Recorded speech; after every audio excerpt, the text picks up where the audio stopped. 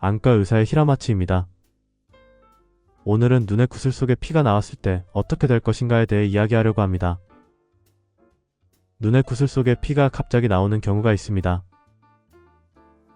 그것에 의해 눈이 어떻게 되어버리는지, 어떤 모습이 되는지에 대해 이야기하려고 합니다. 눈의 구슬의 표면에 출혈하는 경우는 여러분도 거울로 봐 알 수 있다고 생각합니다. 잘 결막 출혈이라고도 합니다만 하얀 눈의 출혈입니다. 이 경우 보이는 방법은 아무것도 변하지 않습니다.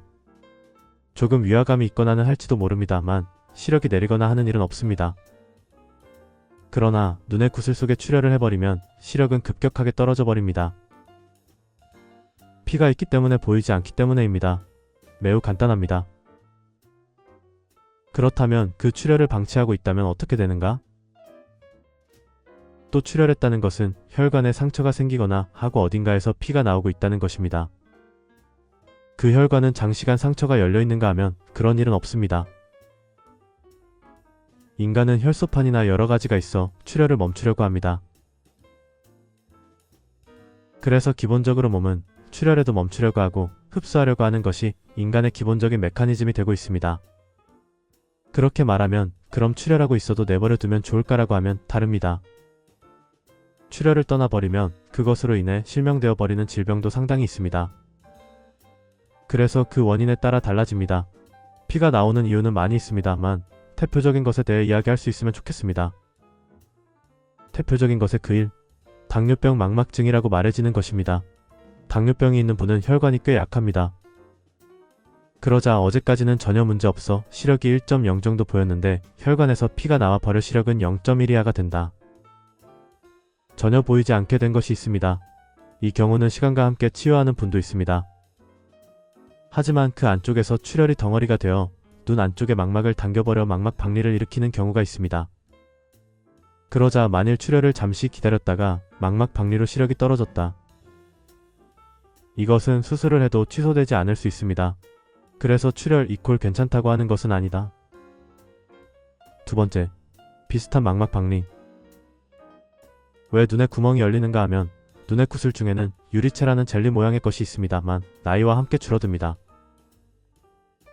줄어들 때 눈 안쪽을 당겨버려 구멍이 열려버립니다. 거기에는 혈관이 있습니다.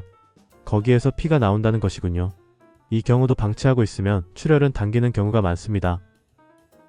물론 방금 전부터 당기는 것이 많다고 말하고 있는 것은 전부 밸런스입니다.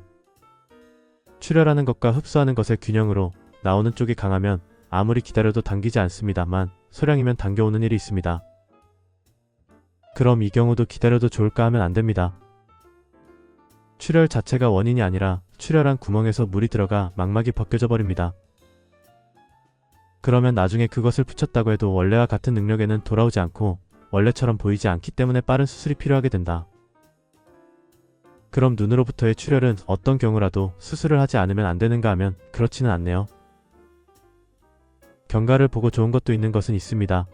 그 외에 대표적인 것으로서는 눈의 구슬 속의 안쪽입니다. 황반이라는 곳에 혈관이 찢어져 출혈한다. 대표적인 것이 노화황반 변성증이라는 것이 있습니다.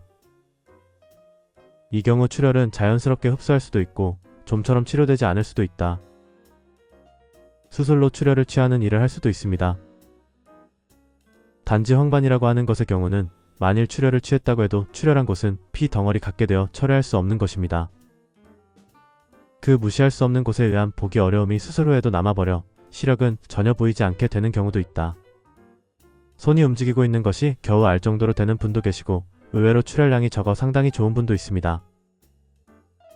여기까지는 비교적 대표적인 것을 소개했습니다. 그 이외로는 눈 안쪽에 혈관에 코브가 생기는 망막동맥류라고 하는 병도 있습니다. 거기가 찢어져 버립니다. 군요 보통의 혈관은 관이 되어 혈액이 흐르고 있어 드물게 아무것도 되지 않는다. 하지만 거기에 코브가 생겨버리면 거기에 혈액이 가기 때문에 압력 걸려버립니다.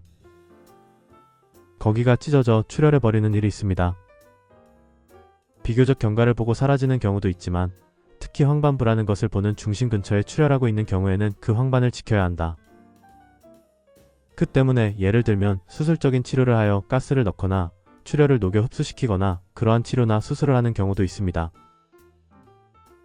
혈관이 끊어진다고 하면 망막 정맥 폐색이라고 말해 혈관이 끊어지는 병으로 출혈해버리는 일도 있습니다. 그럼 혈관이 끊어지면 초긴급 수술인가 하면 이것은 그렇지 않네요. 5분이나 10분을 다투는 수술이라는 것은 아니고 확실히 안과에 가서 한 개씩 검사를 해 체크를 받는다고 하는 느낌입니다. 병원에 가서 이런 병이라든지 설명을 받게 됩니다. 혹시 출혈하고 있다면 어떤 병인지 알고 있는 것처럼 설명했습니다만 그렇게는 할 수 없다. 환자가 안과에 와서 어제 밤부터 오른쪽 눈이 보이지 않게 되어 아침이 되고 나서 내원했다고 한다. 검사를 하고 눈을 확인하면 대부분 출혈하고 있어 시력도 0.1도 보이지 않게 되어버렸다. 환자는 꽤 보이지 않게 되어 있어 이거 치유합니까? 라고 말해지네요. 이만큼 출혈하고 있다면 먼저 수술로 출혈을 취할 수 있다고 하면 출혈이 걸릴 수 있다면 시력은 깨끗하게 돌아갈 것이라고 환자는 생각합니다. 그렇지만 다릅니다. 출혈하고 있는 장소나 상황에 따라서는 수술을 해도 전혀 좋아지지 않을 수도 있다. 그러나 출혈을 취하지 않으면 확실한 병명을 모르기 때문에 취해 상황을 확인하고 치료하는 것이 됩니다.